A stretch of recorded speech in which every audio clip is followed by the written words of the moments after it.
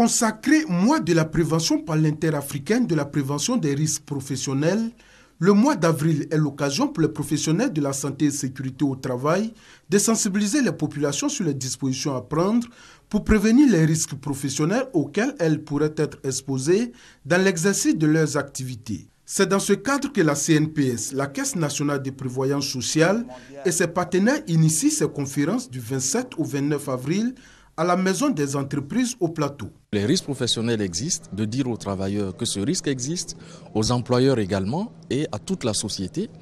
Et comme c'est un véritable fléau, parce qu'il y a beaucoup de cas d'accidents du travail et maladies professionnelles à travers le monde, il faut donc prendre des mesures. C'est donc pour pousser les gens, les acteurs du monde du travail, vers la prévention des risques professionnels. Pendant ces 3 jours d'activités commémoratives de la 20e journée africaine de la prévention des risques professionnels et de la 14e journée mondiale de la sécurité et de la santé au travail, un intérêt particulier sera accordé au stress au travail, considéré comme une maladie émergente. Auparavant, on pensait que le stress, c'était la maladie des pays développés. Et aujourd'hui, on retrouve le stress chez nous. On a aussi pensé que le stress, c'était la maladie des cols blancs, c'est-à-dire tous ceux qui sont en costume, cravate, etc. Mais aujourd'hui, on constate que le stress survient dans tous les pays du monde, ça survient dans toutes les couches de la population. Outre les maladies émergentes qui sont au cœur des échanges, les accidents du travail et les maladies professionnelles qui font également de nombreuses victimes au sein des travailleurs sont aussi à l'ordre du jour. D'ailleurs, en Côte d'Ivoire, on enregistre chaque année 5 000 à 6 000 accidents du travail, ce qui a coûté pour l'année 2015 à la Caisse nationale de prévoyance sociale en termes d'indemnisation près de 5 milliards de francs CFA.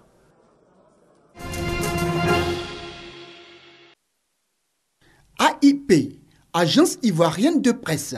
Plus de 50 ans au service de l'information et du développement professionnel. Sa mission, la collecte, le traitement et la distribution de l'information aux organes de presse et aux usagers. La direction centrale de ces structures de communication entend renforcer les capacités de ses chefs de bureaux régionaux.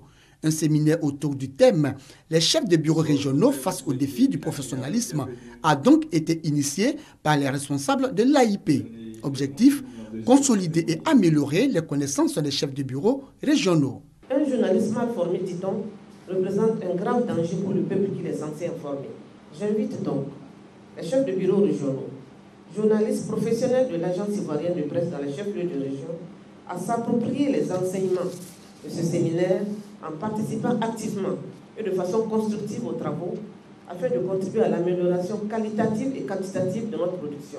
Chers amis journalistes, cet effort de formation n'a pour but ultime que de crédibiliser davantage les informations transmises par l'AIP à sa clientèle.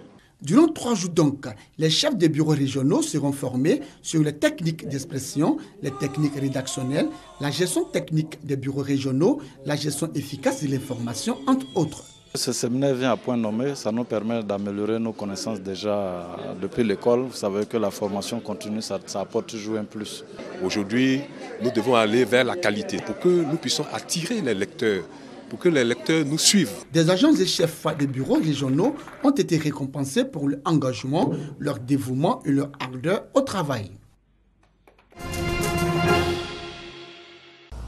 Les emprises des ouvrages de salubrité et d'assainissement occupés par les artisans des communes de Cocody, d'Adjamé et d'Abobo libérées. 2 semaines après, la ministre de la Salubrité urbaine et de l'assainissement, Anne-Désirée Ouloto, visite ces différents sites. C'est une opération d'utilité publique qui consiste donc à protéger les ouvrages d'assainissement et à faire en sorte donc que les populations, n'est-ce pas, vivent dans un environnement assaini. À faire en sorte également que ces ouvrages qui ont coûté plus de 3 milliards de francs CFA à l'État et à son partenaire, la BAD, faire en sorte que ces ouvrages soient préservés. Pour éviter les inondations pendant la saison pluvieuse, des travaux sont effectués sur le bassin du Gourou de la Riviera Bonoumé. C'est une mesure qui permet de nous rassurer qu'à la saison des pluies, ces populations riveraines ne seront pas inondées. Donc ce bassin de rétention est en train d'être curé pour lui permettre de jouer un tant soit peu son rôle lors des saisons des pluies. Les sites désormais libres ont commencé à être embellis. On remercie Dieu pour faire ça pour nous. Ça embellit même la gare, ça nous arrange. Je veux qu'il y ait un café dans les autres coins pour que ça peut attirer les autres personnes pour venir en Côte d'Ivoire. Après Cocody, Adjamé et Abobo, la ministre Anne-Désirée Ouloto s'est rendue au quartier cocotier dans la commune de Port-Boué où une montée de la marée a provoqué la mort de 4 personnes. Aujourd'hui, les populations doivent savoir que vivre dans ces emprises à côté de la mer est un danger pour elles. Nous sommes ici sous une ligne de haute tension. Et sous cette ligne de haute tension vivent les populations au quotidien. Donc ce sont des populations qui sont confrontées à toutes sortes de risques. Cette situation, nous devons nous mobiliser, protéger ces populations, faire en sorte qu'elles aillent vivre dans des endroits où elles seront en sécurité. Donc le gouvernement va se saisir de cette question. L'opération de déguerpissement et d'embellissement des zones à risque de la ville d'Abidjan se poursuivra dans d'autres communes.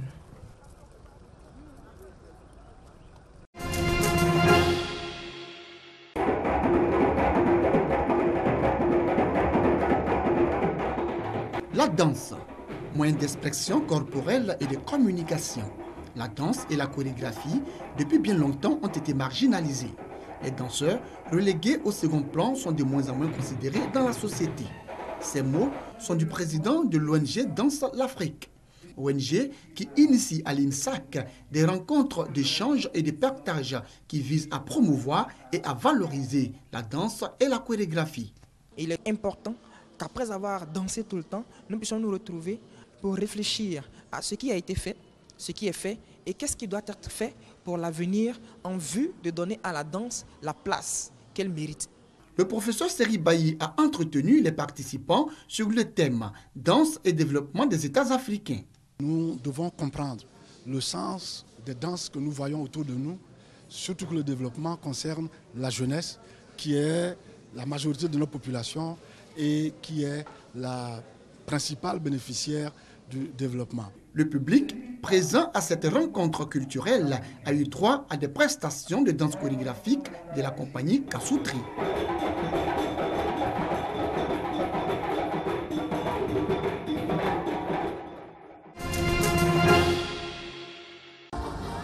Palais de la culture de Trècheville, Salan-Mabo. Le décor est planté. En toile de fond, l'image de Jules Chungu Wembadio Penekikumba, dit Papa Wemba. À première vue, l'on croirait à un concert que va donner le roi de la rumba. Mais que non, la mention faite auprès de l'image est parlante. La Côte d'Ivoire que pleure. Viva la musica. Oui, le nombreux public de la salle Mambo, tout de blanc vêtu, selon les consignes, comprend qu'il s'agit d'un adieu à un artiste qui aura marqué son époque à plus de 40 ans de carrière. Le Congo a perdu un grand artiste, la Côte d'Ivoire aussi. Il mérite hommage. Papa Wemba, pour moi, c'était une inspiration, un grand artiste, au même titre que les Michael Jackson, Whitney Houston. Chants et témoignages marquent la cérémonie d'hommage où Marie-Rose Amazon, l'épouse du chef du village Molokai, a du mal à contenir ses émotions.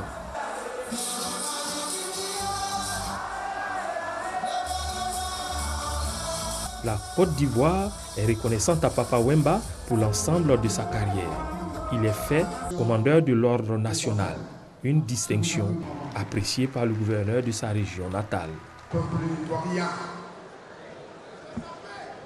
Ce soir, l'Afrique est fière de vous. Le monde entier a vu comment vous avez pleuré ce digne fils d'Afrique. L'artiste ne meurt jamais, il vit par ses œuvres. Pour les artistes et autorités ivoiriennes, Papa Wemba n'est donc pas mort. Papa Wemba, il est vivant. Les comètes s'éclatent, mais Papa Wemba est une comète qui se régénère.